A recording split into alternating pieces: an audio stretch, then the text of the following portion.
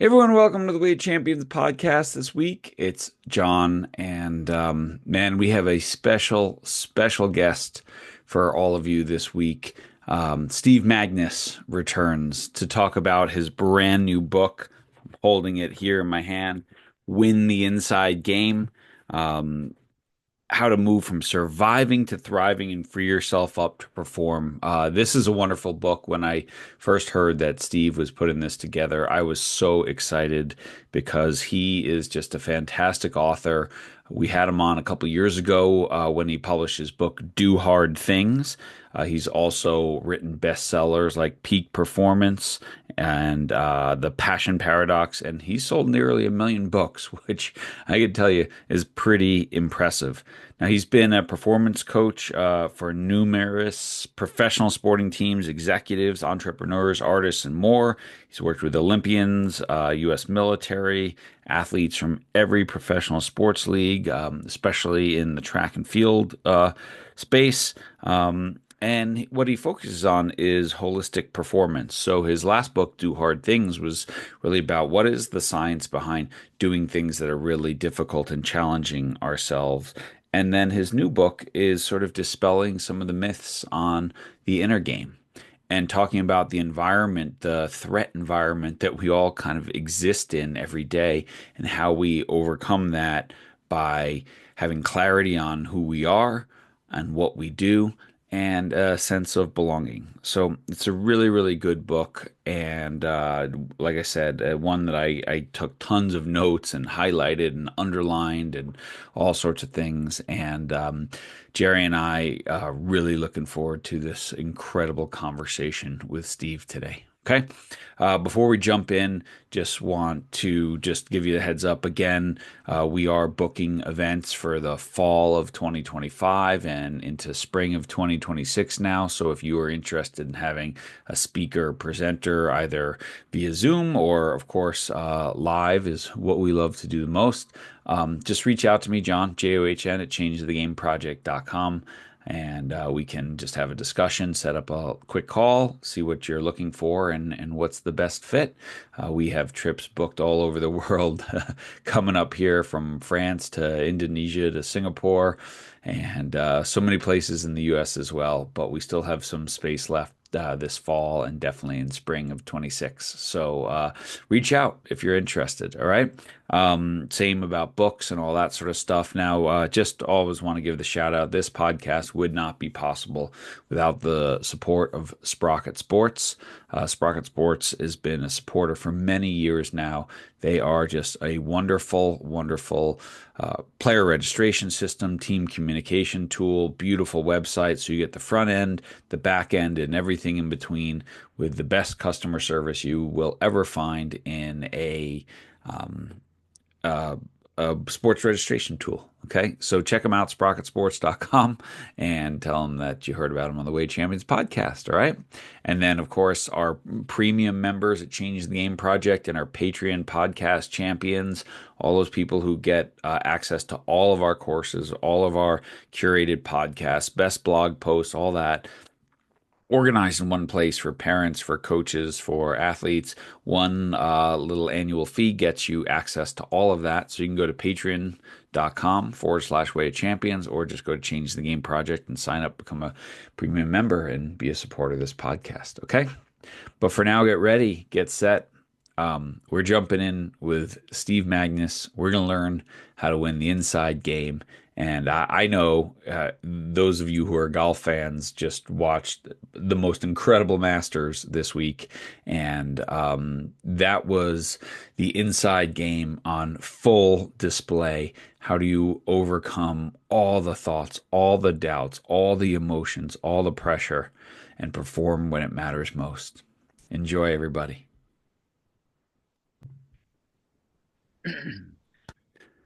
Steve, welcome back to the Way of Champions podcast and congrats on the new book, Win the Inside Game. Oh, thanks so much. Thanks for having me. I'm really looking forward to this. Well, I know this book is selling well because Jerry and I read it and it's so good. You're such a great storyteller and you blend in the science and everything. And I was so excited about this for so long because I get the growth equation newsletter, and you're teasing it and you're drip feeding it, and I'm like, when's the book coming out? So, yeah, how's the journey been so far?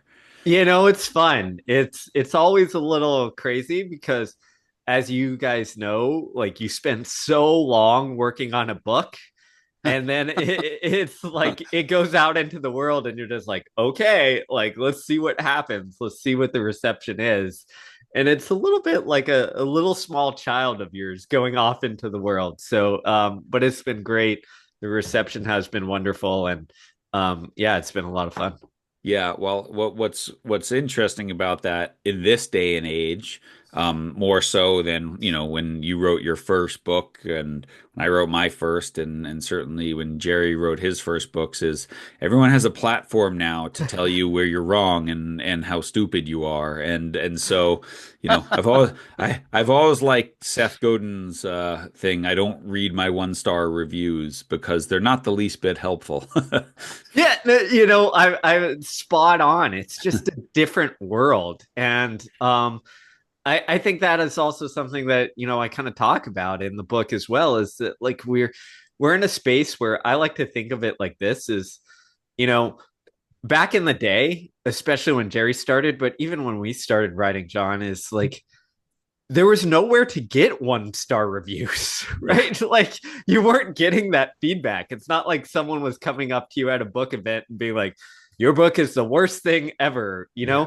You didn't get that. So what happened is like it's a little easier to kind of like, go with the process and say, hey, I'm going to put something out in the world that I think is going to help everyone. And it might not be for everyone, and that's okay. But now I think front and center, what we often get is it can blind us a little bit, and if we Hmm. we latch on to that negativity or that person who knows what's going on in their life or what game they're playing, who might say like, oh, I'm gonna counter this, like that can make us have a miserable existence Hmm. as writers and take us away from doing the thing that we're good at and want to do, which is help people the best we can. Yeah, yeah, and I think the other good advice I got was don't engage on social media with people who have unlimited amounts of time.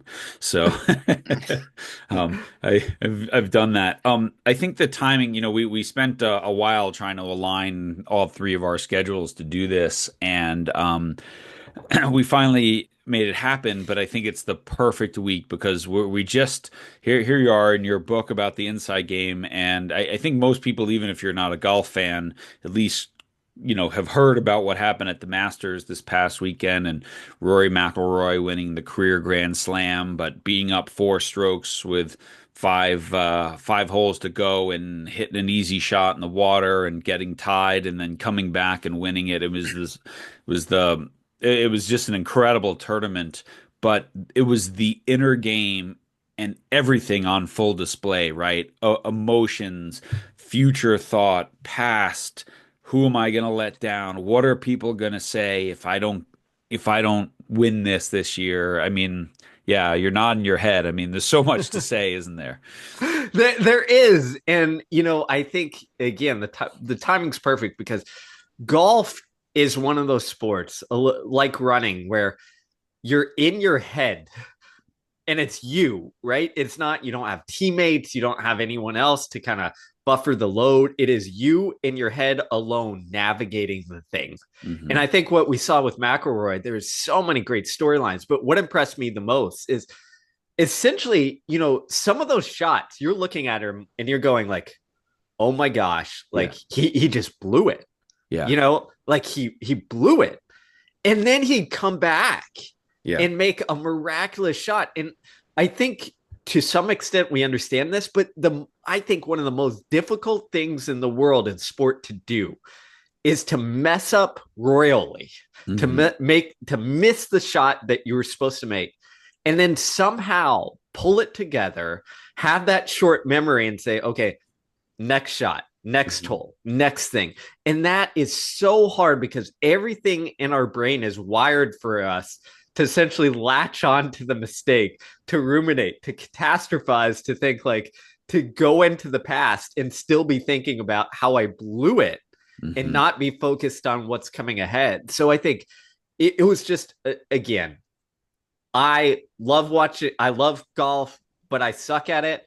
But just from a fan standpoint, just seeing that inner game and that battle that he had to face was just, it's just something human and magical about it and how he overcame it and navigated it. Yeah, and before Jerry jumps in, I just think about like, it was like the everyman golfer too, right? He pipes his best drive of the day and he's got a wedge and he puts it in the water. Like we've all lived that one. That's most people's story in golf. And we had the golf coach Kevin Kirk on here who's works with a bunch of guys. One of his golfers finished third in this Masters, and he said, sometimes the hardest shot is middle of the fairway, perfect lie, 9 iron in your hand. Because there's so many possibilities versus like under the tree branch, got to hit the hooded 7 iron, whip it around. Like you have one thing you can do, and it just brings you clarity and stuff. And it's just the perfect sort of segue into this discussion of how do we get right in here so that we can perform out here. And we live in this world where we focus so much on ability, which I would call what we can see, that we in our practices as coaches tend to be all the technical and tactical components, um, but we're not being as intentional as on what's in here.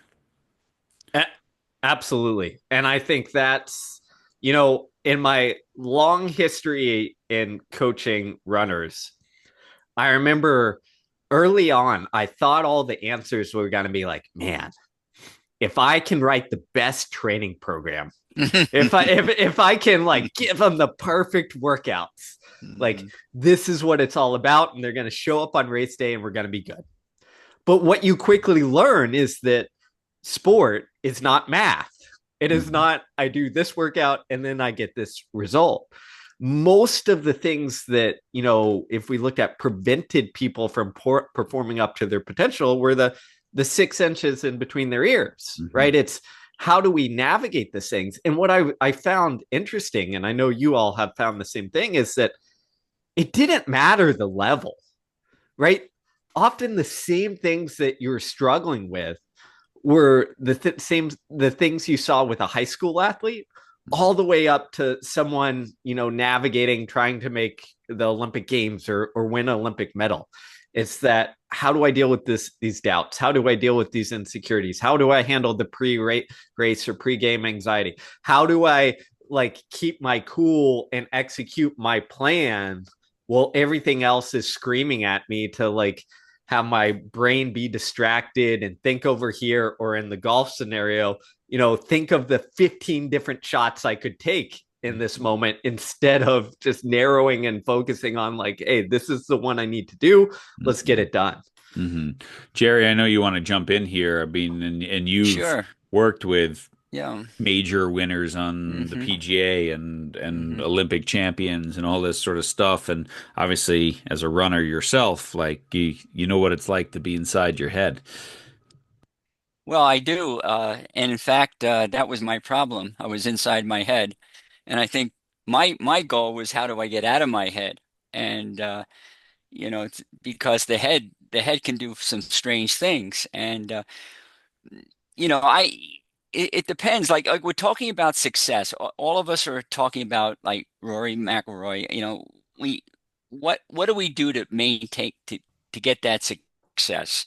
And so in my beginnings of sports psychology, which I don't relate to well now, it just goes so far. It's a great science, but it deals with the head a lot. And you were saying, Steve, 6 inches between here and here, and I get that, but then in your book, the phrase that really jumps out of that book and hits me right between the eyes, and I'd like your input on this, is when you talking about this success, when you say to yourself, success is complicated, occurs in the privacy of the soul, not the mind. You didn't say the mind. And, you know, for someone who is totally into what that means in my life. I'm wondering what you can say about that in relation to, is it between here, 6 inches between, or is it really something different than that? What does that phrase mean, and how can we help with that? Yeah, that's a great question, Jerry. And I think you're spot on. I think what often happens is we reduce things, and I'm guilty of it as well, is we reduce things to because to our mind, our brain, because we can measure or classify some of it, right? But I think what we often fail to do is to branch out and to realize that it's all interconnected, right? There is no dualism. It's our mind, it's our body, it's our soul, it's our environment, it's everything around us that contributes. And that's what I try and get at in the book, and try and get at when I say like the reason I use that phrase soul is because there's something inner and deeper that we can't measure, that we can't quite grasp our heads around. But you, me, John, everybody listening who has ever done something challenging, it could be in sport or outside of sport, has this feeling. They understand it. And where my mind goes to this as well, and I talk about this in the book a little bit, is I loved the philosopher Joseph Campbell's take on this. Who Joseph Campbell's famous for, hero's journey, contributing to Star Wars and influencing, George Lucas and Loving the Grateful Dead. Yeah, there you go. All of that. And he, when, in an interview, he was talking about, bliss and meaning. And the interview asked him one time, he said, well, can you describe, a situation in your life where you experienced that? And I'm paraphrasing here, but he essentially said, I think a lot of times people talk about meaning and purpose and these things. And what we really mean is situations and scenarios where we just feel alive. And he goes on to describe, when the interview was like, well, describe that. He said, he didn't describe his meeting with George Lucas or influencing Star Wars or his life's works. He said, I remember when I was in college and racing the 4x800 relay at Penn Relays.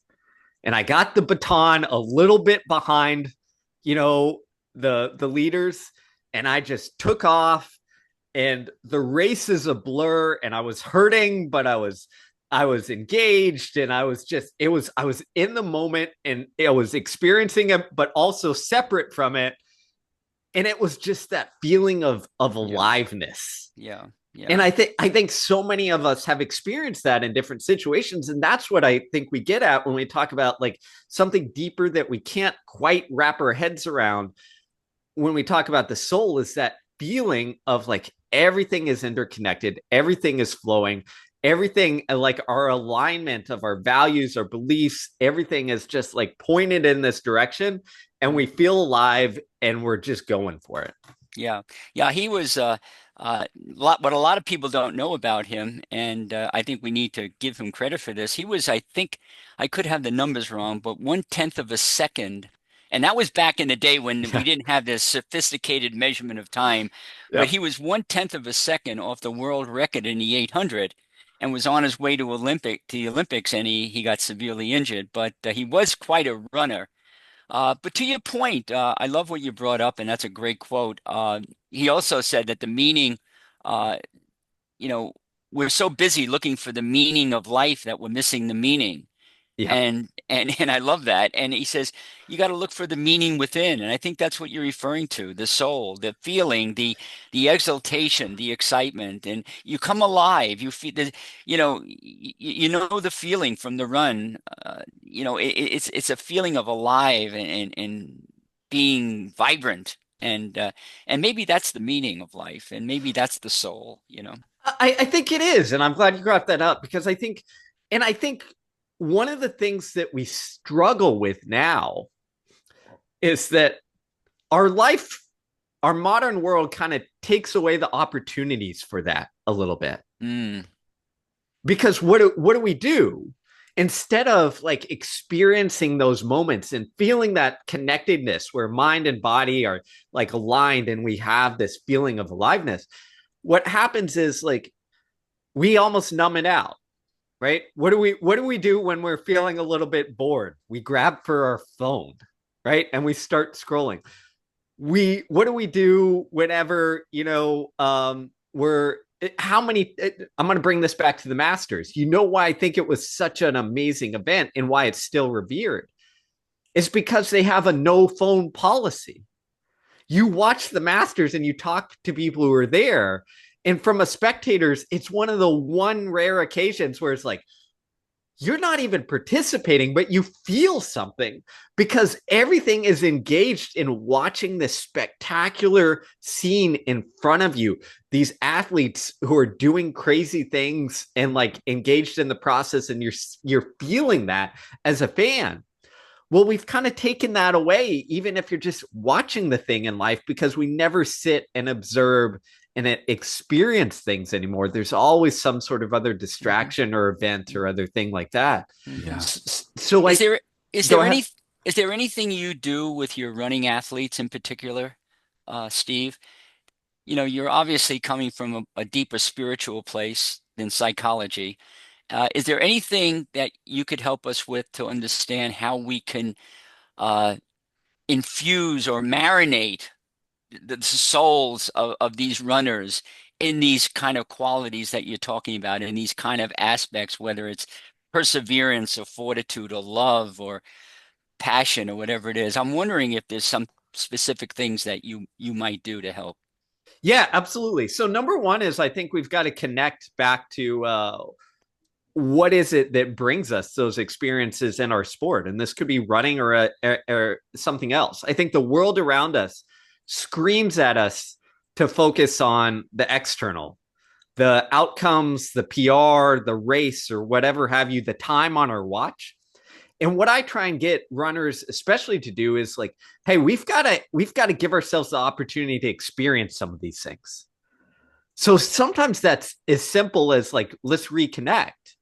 Let's go do this workout or this race or this run and leave your GPS watch at home that is like beeping at you and telling you whether you're on pace or off pace every second, or leave your phone at home or whatever have you. One of the things that I often get a lot of pushback from is like, I'll tell athletes this and they'll be like, I can't make it through a run without my podcast or my music listening to it. And I said, no, like, this is you need to. I get it might be uncomfortable at first, but if you don't, you never get those moments. And I'm reminded of a story I heard the late great Kobe Bryant tell once. He was actually watching his late daughter's basketball game or basketball practice, and he saw a other parent yelling at their kid, trying to direct them during practice.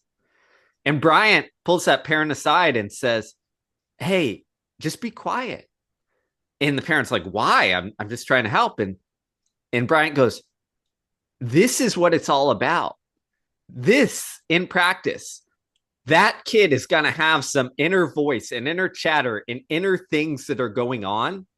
And she's got to learn how to navigate that and deal with that, and more so experience that.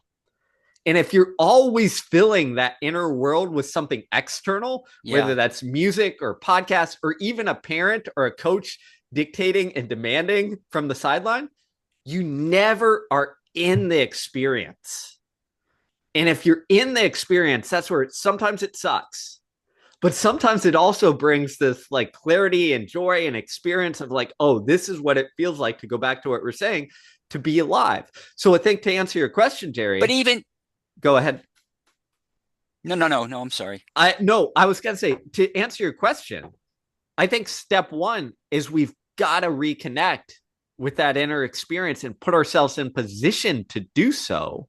And then I think the other part of it is like, we've got to connect it with something deeper or meaningful that goes beyond, why are you trying to experience this? Right. I think, again, I'll tie it back to McElroy. He has some wonderful quotes. And someone, not this tournament, but a couple tournaments ago, asked him, like, well, how do you deal with all this, winning or more so losing?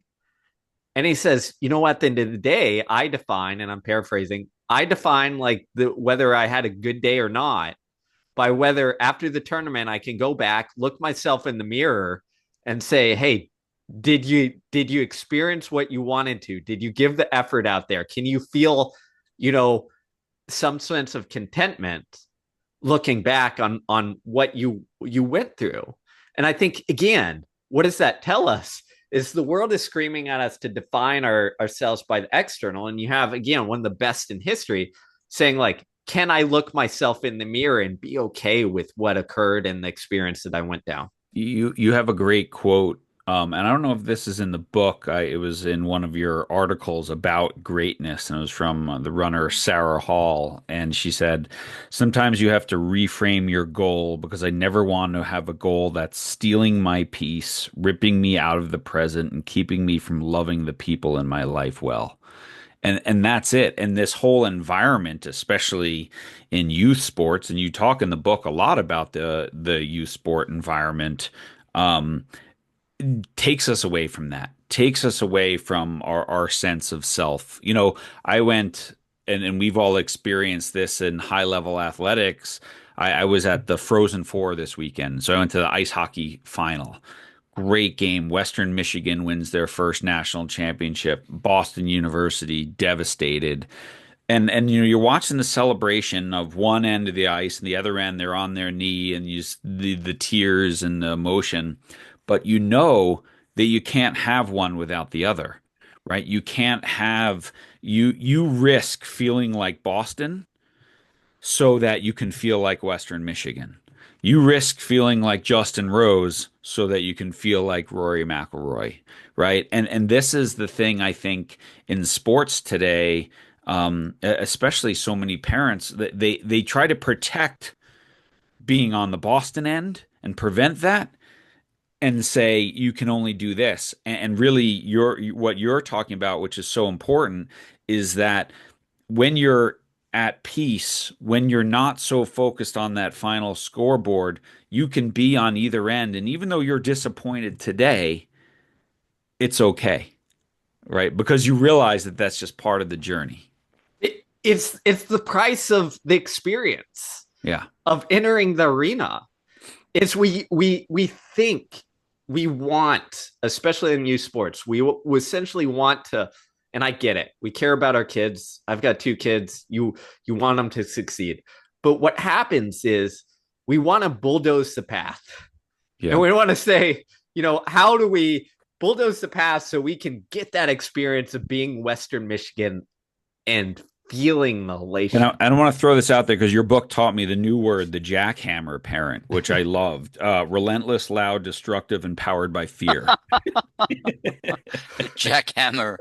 Wow. Sorry to interrupt, but I just thought that was such a great term. My wife is an elementary school teacher, so I get all the new teaching lingo. God bless them. Teachers have to go through a lot. But I think that's what it is. And the reason, again, not to disparage parents, but the reason we feel that is because, again, the entire world is screaming at us like success, comparison, define yourself in this external way. And like, we've got to win that game. But this is why I love sport, is because it teaches us that the cost is the only way you experience that elation. The only way you experience that is you have to go through some stuff, right? No one makes it unscathed. And what I mean is not in a negative way, but you essentially have to let go and say, hey, I'm going to risk it. I'm going to risk being Western Michigan. Or to tie it to experience near and dear to my heart is watching the University of Houston fall one shot short. Mm-hmm. In the NCAA basketball championship. Yeah. You don't get to that point unless you say, hey, I'm going to put it all out there. I'm going to be who I am. Mm-hmm. And risk failure and risk exposing myself. And I think that's such again, a foreign concept sometimes in our modern world, because what do we want? What do we do? We protect ourselves. Yeah. We say, okay, yeah, that looks good to win, but I'm gonna almost like play not to lose. Yeah. And when we play not to lose, we what happens is we never get that opportunity to see how good you are. And this, to tie it back to the Sarah Hall quote, this is one of the lessons. I worked with Sarah for a long time. This is one of the lessons I learned from her, is that, like, win or lose, you've got to show up and put yourself in position to do something. And a lot of times you're going to put yourself in position and you're not going to get the outcome you want. But the only way you see how good can I be, what is it like on the other side of, my capabilities, is by taking that risk and saying, hey, win or lose, I've still got people in my life. I've still got the love. I'm still going for it. And that's kind of what it's all about. Wow. Yeah, I'm tripping on this because uh what I'm hearing is the real juice. The real juice has nothing at all to do with the outcome, but yet we're making the outcome the juice. And if we stop looking at, if I don't know how to do this, by the way, if you after all these years, I do not know how to stop looking at the outcome, even though I talk that I don't, the outcomes don't matter. It's the juice is in the process, in the moment. You use the words, it sucks when when you're down in a game. It sucks to be used in it. It sucks to be uh, uh, Boston University, whatever.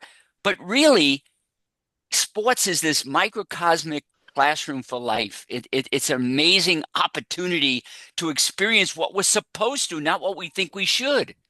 We think we should be experiencing success, meaning we won on the scoreboard, when really, you know, this person has designed this life for all of us that says, you know what? No, you're supposed to experience all of that shit, all of that stuff in between, and feel that and take that to be the meaning of your life and to be fulfilled by taking the risk, as you say so well, Steve.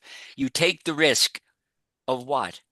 Not to win or lose. You take the risk to feel the failure, to feel the victory, to feel inside your heart, to really feel it. That's what that feels like. So we can have empathy and compassion, right, for others, and to understand how silly we all are on this earth that we don't get this message. That is it. And that's whether we're talking about sport or life. Like, I think that is it. And it reminds me of this experience that I had firsthand, is several years ago. I think it was 2017 or 18, as I was coaching track at the University of Houston.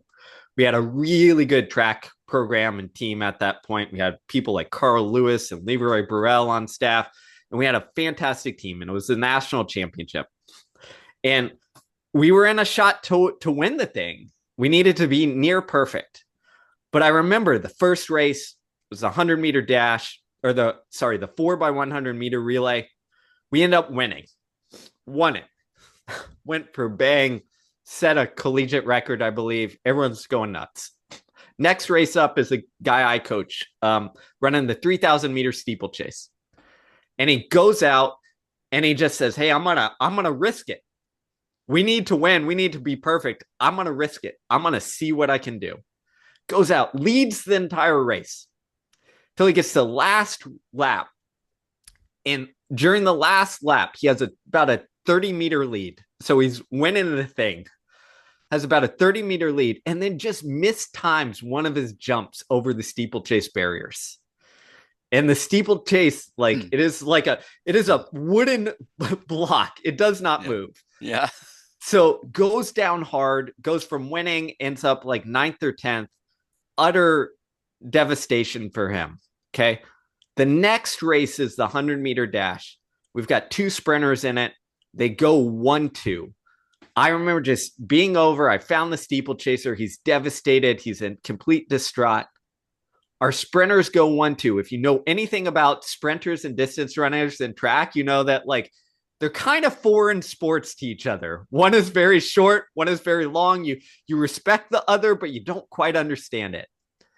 And at the end of the 100, they're interviewing our guys who just won the 100 and went 1-2. And the guy who just won, Cameron Burrell, says, hey, he accomplished his life dream. He just won an NCAA championship. And he goes, I want to dedicate this victory to our steeplechaser, Brian Barraza, who left his heart out on the track for us.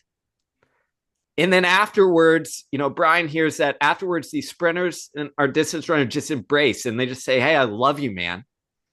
And it was, again, one of the hardest moments for that distance runner, but it was also the most heartfelt and touching moments I've seen, because you see the agony of defeat, but you see the human component of we're coming together. We love each other. Like you're getting 20-year-olds telling themselves that we love each other. And that to me, again, is like, we don't have those moments unless we risk leaving our heart on the track. And we're supposed to have those moments in life, and we're designed and we're hardwired to have those. And what we do is we resist getting those moments because we're afraid of the failure, which is not the purpose of the whole thing. So we come full circle back to, hey, I love you, man. And the reason I love you, man, is because I can see your soul. I can feel your heart. You really did it. And this is what is the essence. This is life. All right. I don't know. No, you're spot on. And I think, like, again, we kind of talk on the superficial level, but like, this is the depth that we need, because think about it. We're talking a lot about sports, for instance, but like, it's also like, it's life. Like, where are the moments you think I'll put it as a coach is I spent a long time coaching high school and college track. I'm fortunate now that, like, years, even decades after, I get to go to weddings. I get to go, of former athletes. And what are the things that we talk about? They don't come up to me and be like, hey, remember that, race that I won at, what such and such race? No, they come back and they talk about those moments where it's just like, you felt the love, you felt the joy, you felt the agony of the defeat, the teamwork, the camaraderie, the things that are just life. And I think too often we forget that, like, that's what it's all about. And my wife, again, a teacher, she experiences the same thing from students years back. Like, they don't come back and talk about the time they aced the test. Yeah. Right. John, you've been invited to a few weddings, haven't you? Yeah, I mean they say those are the best paychecks, right? Like that wedding invitation's a better paycheck than anything else. And I think Steve, like I mean, this is it. And you're telling that story, and all I'm thinking of is all the parents telling me, "Oh, but track's an individual sport." Right? It's like in that race it was, but it's not, right? It's that love and that camaraderie.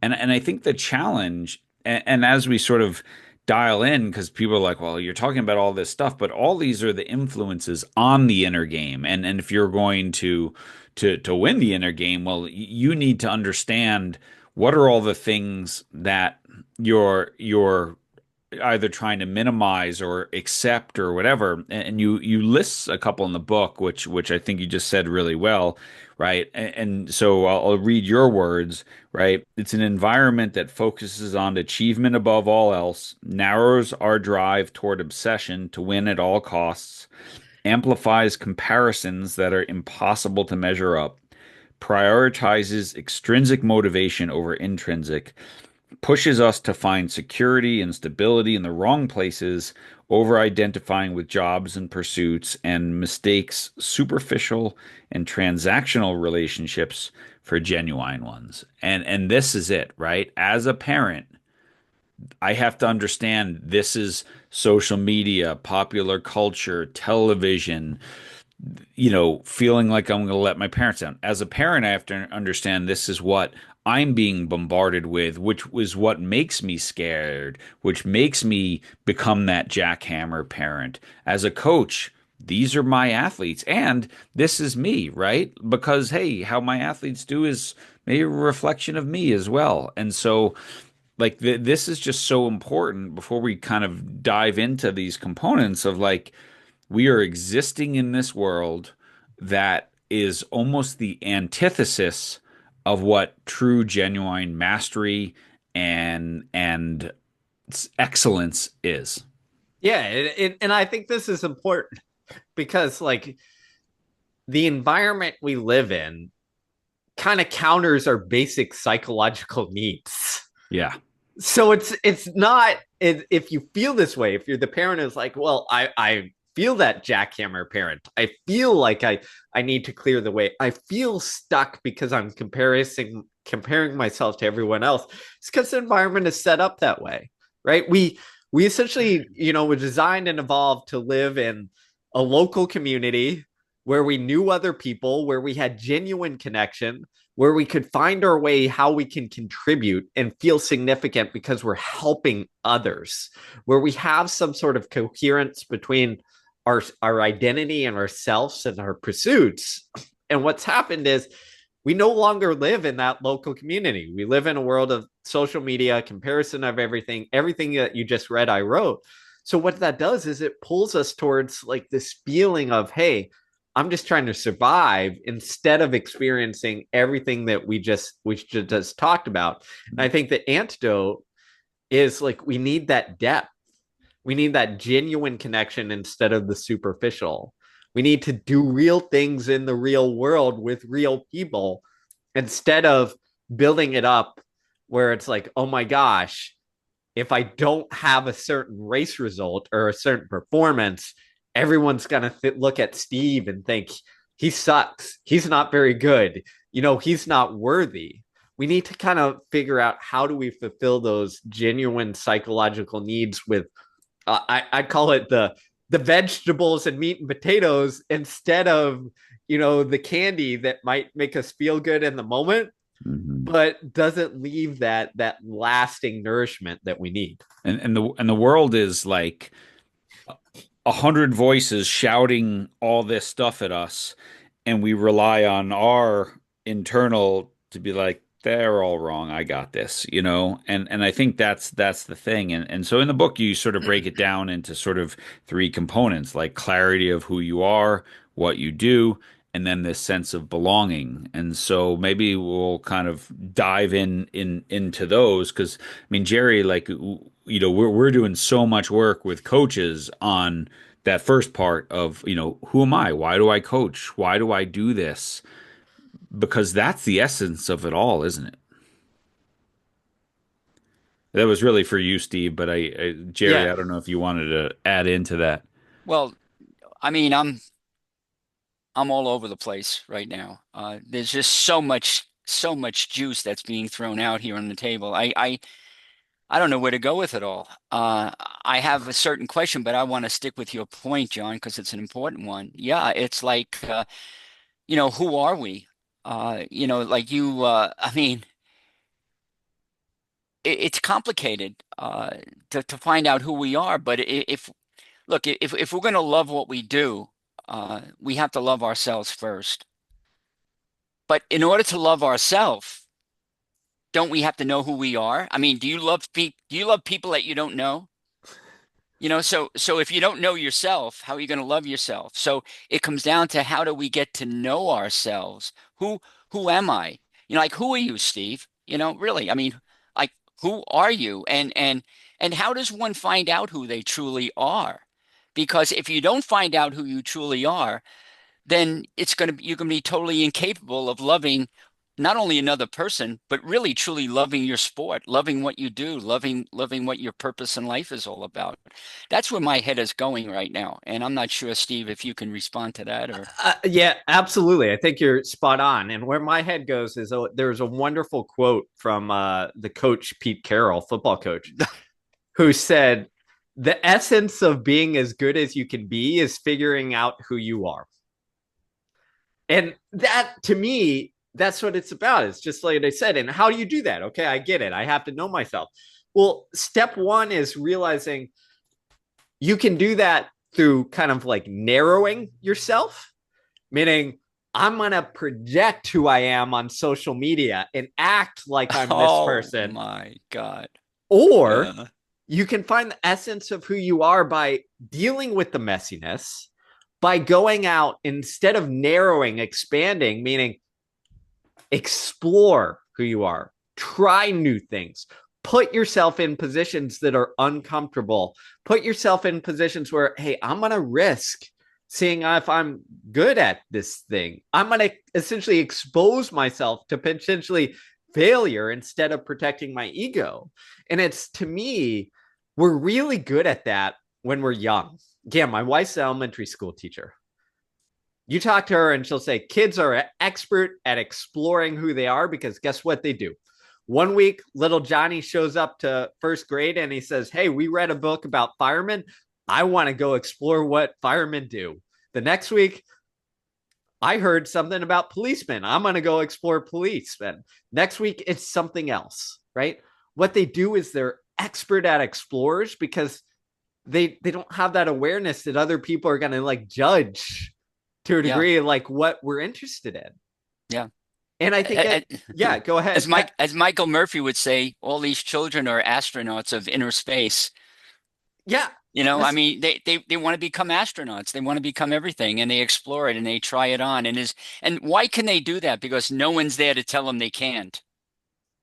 exactly. And Whereas, I get to be 14, I'm in high school, and my parents say you can't do that. You have to do this. yep. And it's like all of a sudden we get bombarded by this external stuff. And it's just, boy, to get It, free for that is really it's hard. well, And this, it's hard, which John, just let me say this and then I'll stop for a minute. But it's hard, but I'm looking again at your book. I have it right in front of me here. And it dawns on me now, I'm a late bloomer, but it dawns on me that the title of the book is Win the Inside Game, not the Inner Game. And it's important for our listeners to know this, that, look, there are thousands of books out there on the inner game. Uh, you know, there are bestsellers on the inner game. We know what the inner game is, but this is a very different journey that you're taking us on here. Okay. So I look at the inner game books more on performance and outcome. And that's what I resisted from sports psychology, because that's where they went. And so I'm looking like you. I mean, I feel like I found the soulmate here. It's like the inside game for you. And I'll take this out of your book. It's achieving a fuller sense of self and purpose. Oh my God. I mean, that that that's what this book is, and that's why it's so important for us right now, especially during this time of life when all these elements are being questioned, and when we don't have the leadership we need to have, when we have to really start to examine what our purpose is and who we are. And that's what this book is. It's an inside job, and that goes to the soul as well. And anyway, I just think that's people need to know this about this book, and listening to you is just so wonderful to hear this. I appreciate that, Jerry. It means so much coming from someone who's been in this for so long and done so many wonderful things like yourself. And I think that's what it is. Like, so often we hear inner game and we think, okay, what are the tips, the tricks, the hacks essentially to allow us to perform? And what I'm trying to do is like, no, let's zoom out. If you are if you have a secure sense of self, meaning you understand who you are and what you're bringing to the table, if you pursue the things that you want to pursue out of love instead of fear or having to, or being told as that 15-year-old that no, you have to go all in on club baseball because this is how you make it, instead of being able to explore, hey, maybe I want to play soccer and baseball at the same time. Maybe I'm still trying to figure it out. If you realize, again, that piece of belonging, if you realize that, hey, what matters most is maybe not even the sport or thing that I'm doing, but the people around me and the environment And the realize that, again, to use those examples before, that part of it is like going through the training and the ups and downs with people so that we can see who we are. I always look at it from this standpoint. I think the reason that if you've been part of a team, I don't care what individual sport, team sport, doesn't matter to me. But the reason is you keep those bonds for a really long time. I think, and people know this from high school teams to college teams, most people still have some connections going back decades with those people you've been in the arena with. I think the reason is this, and you see this in the military as well, is because it's one of the few places where you get to see people just go through the highs and, more importantly, the lows. I got to see some of the toughest, quote unquote, people, highest performers break down and cry because of something that happened. I got to see them figure out, how am I going to come back from this thing? In so many arenas of sport or arenas of life, we don't get that exposure. We're taught to hide ourselves, to never show those emotions to others. If you had something bad at work, you're just supposed to just almost numb it away and not show anything to anybody else, because that'll be weakness. But what sport, I think, teaches us, if we listen, is like, no, those bonds that you have with other people occur because you're being freaking real. You're being vulnerable. Exactly. You're being vulnerable. Yeah. And that doesn't mean, I don't think, oh my gosh, look at that teammate I saw cry, what's wrong with him? No, I say, like, that person is vulnerable and real, and I'm connected to that person. I've got that person's back. And decades later, we've all experienced this, like someone that you've trained with or were a teammate with. Decades later, they can call you up and say, hey, I know we haven't talked in a while, but Steve, I'm struggling with this, and I'm going to be on that phone, and I'm going to feel that connection because of something we went through years ago. And I think that is the essence when we look at the inner game. Like, that's the essence of it, because we've developed this bonds or this inner strength that doesn't come from, hey, I'm going to, figure out this hack or tip to be able to, deal with anxiety for a moment. No, it's 5 levels deeper than that.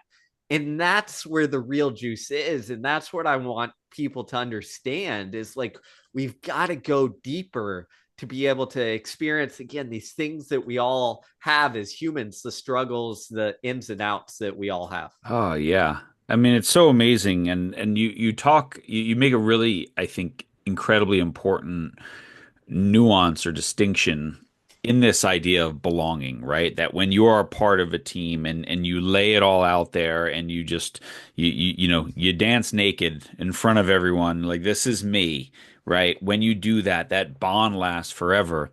And I love that, the word belonging, and there's a great book about it by Owen Eastwood and everything, and I've really loved, and he was a guest here. But the nuance you make is, you say belonging is not the same as fitting in. And that's something that Jerry and I talk about all the time with our teams, that your group, your team, your culture, whatever word you want to use, has a standard, right? And it's very easy to seek to be liked and not respected, right? And that's fitting in. I want to be liked, so I want to fit in, but that's not that deep, strong sense of belonging that then allows you to go out and fail and make the mistake that costs your team the playoff game, because you were never really truly your authentic self. So just comment on that for a second, because I think it's so, so critical for everyone to hear, and that coaches, this is what you're doing. Don't just fit in, guys. Don't just fit in, ladies. Like, belong. Yeah, it gets at the kind of theme that we're talking about, is one is superficial and one is deep. Fitting in is essentially, it's like middle school. It's, am I going to change myself just so I can have a seat at the table at the lunchroom, right? It's, I'm going to change who I am to meet this group. And what happens is, if you do that, it makes you fragile because you're putting on a facade. You're trying to do things to be liked. And when push comes to shove, when you're in that moment where it's like, hey, I'm going to fail, instead of defaulting towards, hey, I'm going to strive and see how I can help others and see what I can do, you default towards this protection of like, oh my gosh, I'm going to be exposed and people aren't going to like me. On the flip side, if you have that genuine connection and belonging, what you're doing is you're bringing your whole self to the table. You're not changing yourself to fit in. You're saying, this is who I am. I want to contribute and expand myself by being a part of this group and expand myself to help this group so that hopefully we expand the group as well. And that's what that allows you to do, is to show up and take on the difficult challenges. You know, one of my favorite studies that I found coming out of looking into this research is there's a study on relationships, which, what is that? The ultimate sense of, do you have genuine connection or not? And what they did is they took individuals in relationships and they took them in an fMRI machine to see what was going on in their brain. And then they took something that they were scared of or frightened of and essentially put it close to their head. So maybe a snake or a spider, they brought it closer to their head where they're getting their brain scanned. And what happened is the fear centers in their brain, when that spider or snake came closer, went through the roof. But if they ran the same experiment with a significant other, all they were doing is holding their hand, fear centers go up about half as much. And how much they go up was directly related to the strength of the genuine connection of the relationship. Meaning, if it was a strong relationship, that person's fear centers went up less. And the reason is pretty simple. It's because we evolved and designed to co-regulate. Our nervous systems co-regulate. Meaning, when we were way back in the day out on the savannah and we saw the lion or tiger or snake, if we had others from our tribe with us, we said, hey, I get to share the load of this stress. It's not me alone going into the crucible. I've got other people who have my back and are going to be here to help navigate this situation, even if it's life or death. And I think we still got that in our brain, but the only way that comes out is if it's genuine connection and belonging. Because if it's not, if it's that superficial kind, then part of us knows like, hey, push comes to the shove.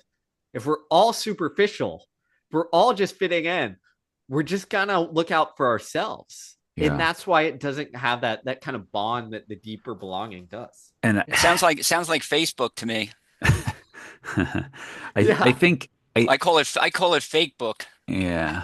Steve, I just, as you're telling that story and describing this and everything, I just, for whatever reason, my brain went to the story that you shared at the beginning of the book about Nike Oregon Project and being a whistleblower and the vulnerability of, you just say, sitting in a back stairs, on the phone with your parents, and sort of like this moment in your life where you had this almost choice. Do I want to fit in, toe the line, not butt up with the greatest runner in U.S. history or Nike or all this stuff, or do I want to belong because of what's happening? And so I don't know if you want to share just a tiny bit of that story, but it's such a powerful story that I don't know that a lot of people who listen to this and maybe even read your books know that about you. Because I've been in situations where I feel like I've had to choose the hard right over the easy wrong, but never against multi-billion-dollar companies or things like that. And so but I think this is it. Like, do I want to fit in, or do I really want to belong and be able to look in the mirror and be like, did that feel okay? And that's what it comes down to. It's looking at the mirror. I mean, the long story short, and I write about it in the book as you outline for more details, read that. But in my early 20s, I was just out of grad school, got a what I thought was a dream job to work for Nike, coaching Olympic level athletes with legends in the sport. And then, at some point along the way, I saw some things that didn't pass the smell test in terms of like fairness and clean sport and following the rules. And I was faced with the choice. And I was faced with the choice of, well, do I rationalize and just go along with it because I'm 25 and this is my quote unquote dream job and my ticket to essentially, do the thing that I thought I wanted to do, which is coach runners at the highest level?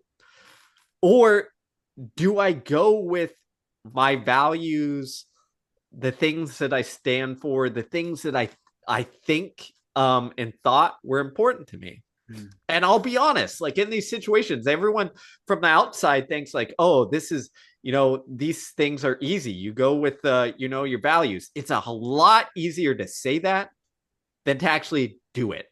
And I witnessed people who, again, were faced with similar choices, some who took the hard right, some who took the easy wrong. And I can understand both ways, because what happens is you're sitting there staring into the future. You're saying, oh my gosh, I'm 25.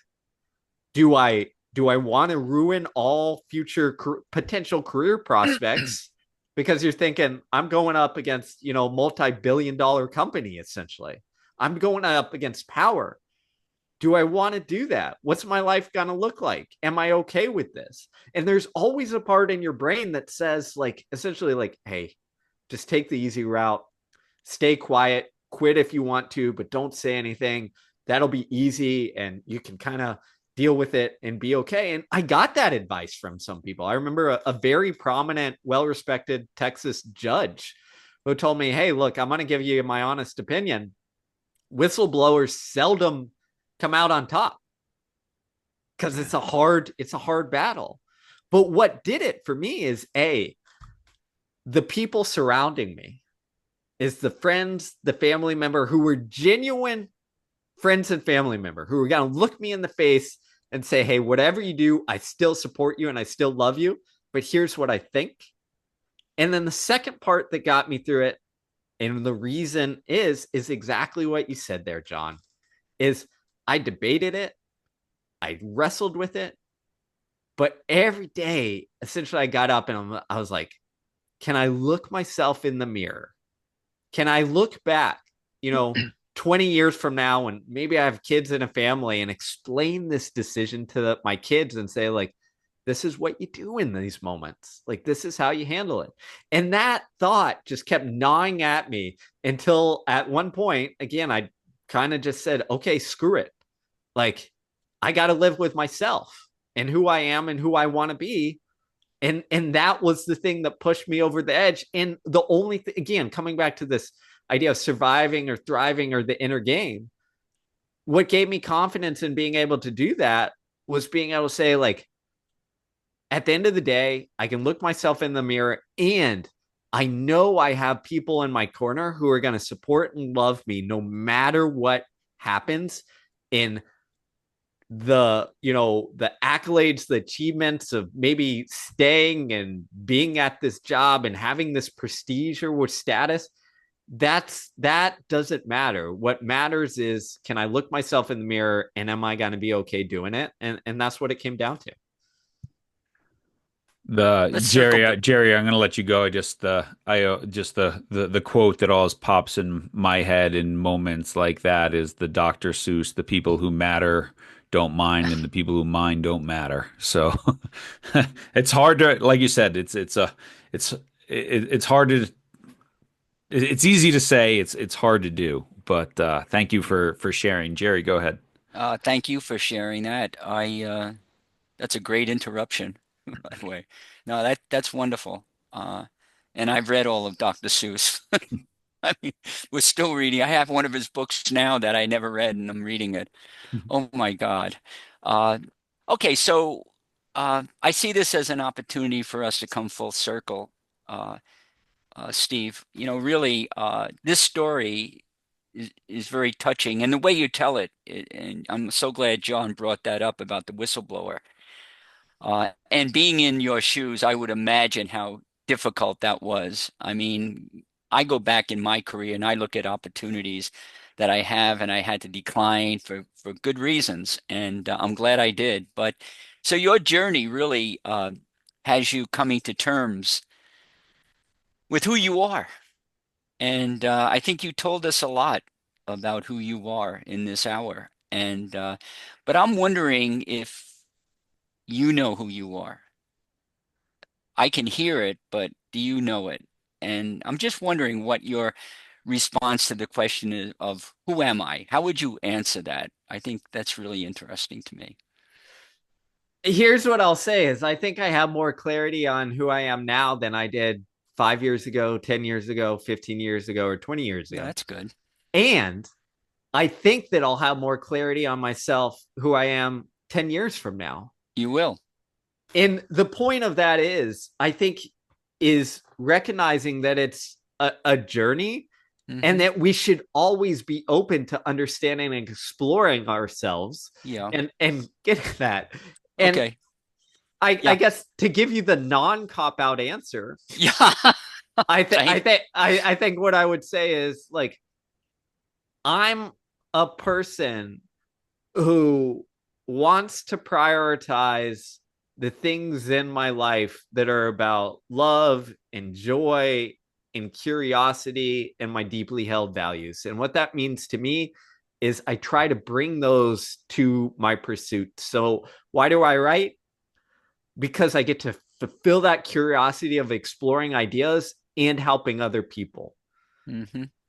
What else matters? My wife, my kids, being a good example for them, trying to do things that don't bulldoze the path for them, that but teach them the lessons that I hope I wish I knew and stuff.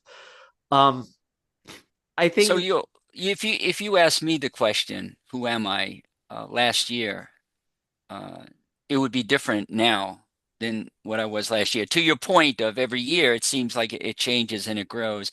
And I think that's an important message for us all to know because I think there are too many people out there stuck in who I am, and the popular response is, well, that's who I am. And I'm saying that's who you are at the moment, but it's not who you can be. And we can be anything we want to be, but we have to make that a priority and go there. If we want to be genuine, vulnerable, uh, authentic, we can be that way. And there are certain behaviors. You're not born authentic in the sense that, this is really you. You don't know who you are. So we grow as time goes on.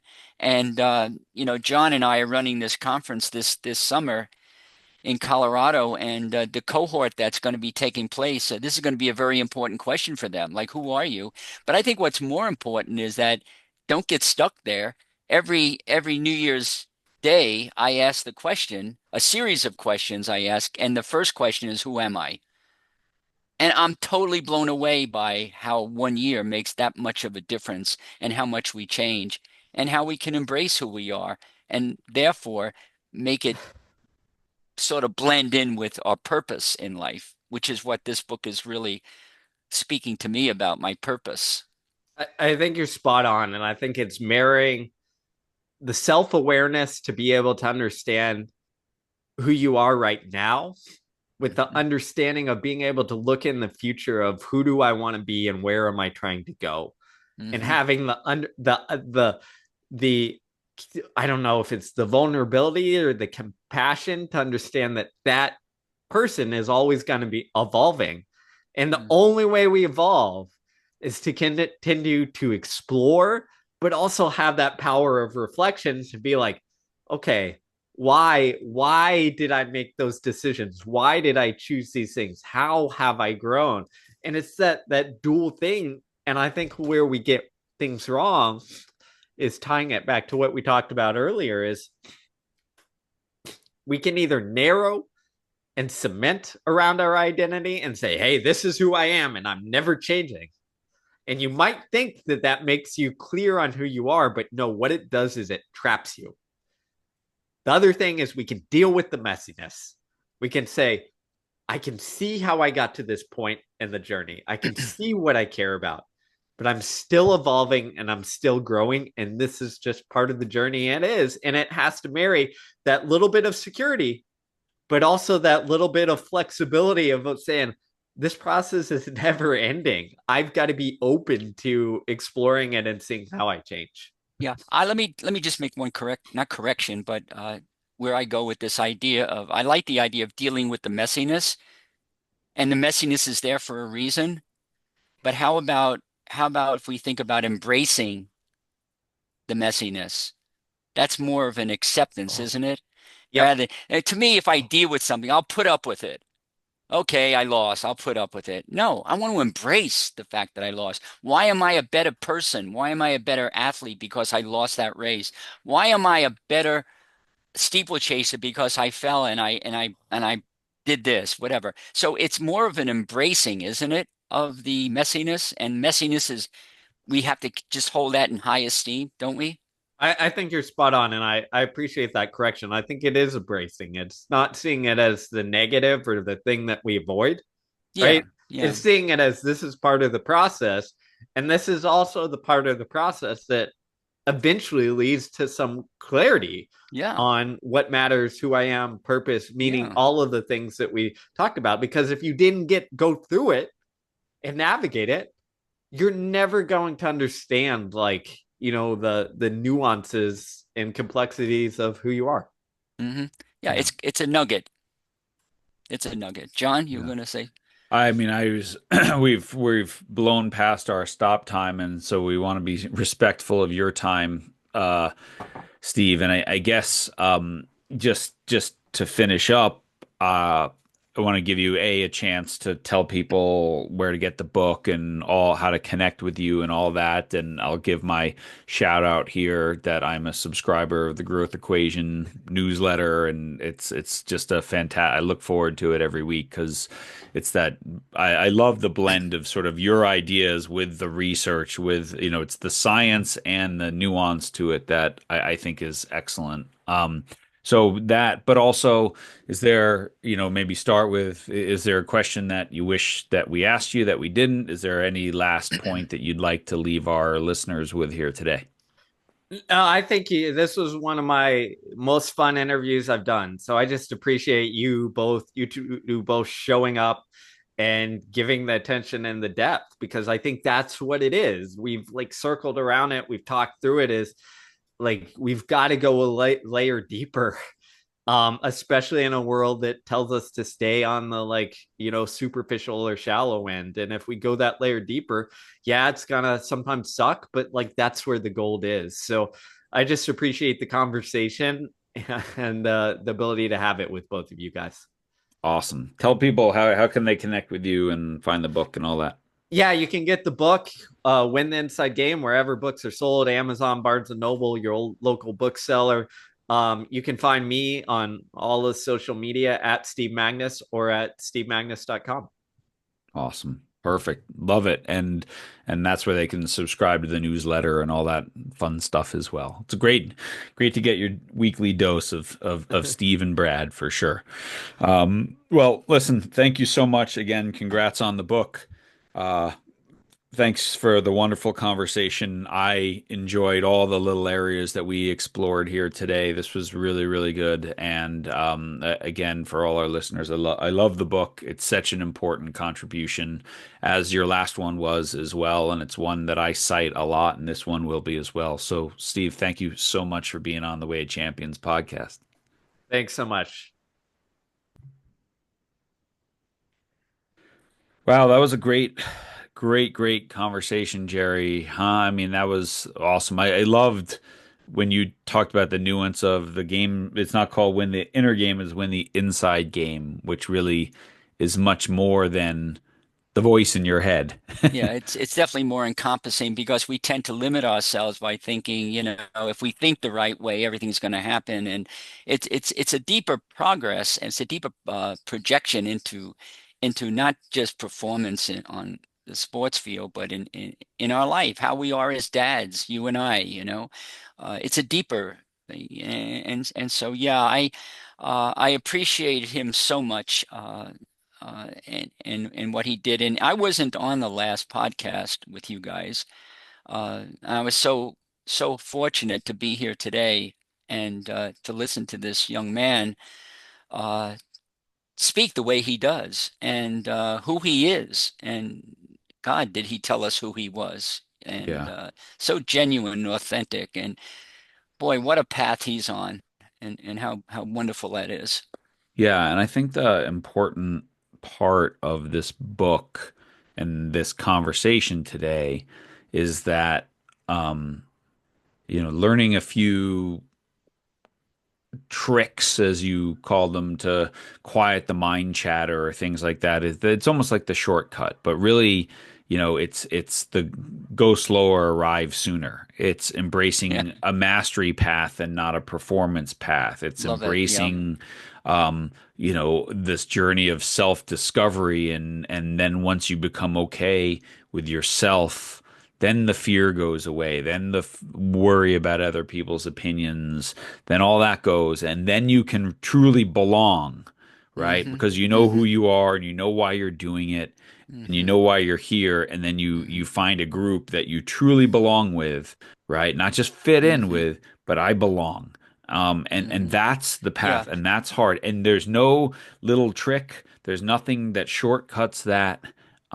It's just being on the journey. And as parents, again, our love of our children sometimes makes us try to shortcut it for them. Our love of them makes us try to jackhammer or bulldoze the path. And that's where we have to resist that attempt to protect and just let it happen and see that disappointment and the tears and know that, this is a good thing. What did you learn from this? Well, again, John, that's well stated, and I appreciate that. Again, looking at life from a 30,000 foot elevation, uh, I see life as you either coming from love or you're coming from fear. Fear, you're not going to get out of life what you need to get out of it. It's going to shut you down. It's going to close your heart down. You're not going to get to know who you are out of fear.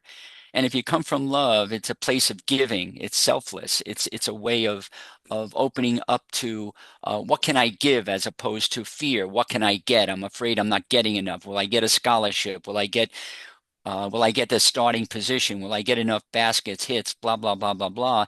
And so the love is coming from a place where, what can I give? And love is also dealing with the messiness. And I love the distinction there that sort of I didn't correct him, but he said it was a correction. Dealing with messiness, we're all out there trying to deal and cope. But that's a different approach than embracing it, because as he said so eloquently, it's something to embrace, because this is the gift. This is the nugget. It's from that messiness that we evolve. When we lose that race, we are not only a better athlete, but we have the opportunity to be a better person because of it. So Mhm. the messiness, we're all trying to avoid the messiness. And I'm saying, no, no, no, no. We have to embrace it. It's something that really will help us on this journey. This is the journey.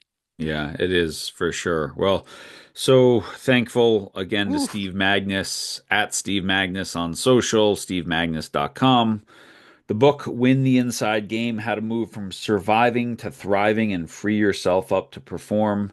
It's a great book. Grab it in a bookstore. It's one that'll sit on your nightstand, and you'll refer back to, and you'll take lots of notes. And as a parent, as a coach, this is really, really important stuff. So, Jerry, we talk about influence, and Steve's influence on me has been very profound since I first came across his work with Peak Performance and Newsletter and Do Hard Things, which was one of my favorite books that year. And Win the Inside Game is right on that list as well.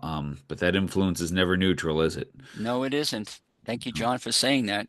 Yeah. So go out there, use your influence for good this week, and we'll see you again next week, everybody.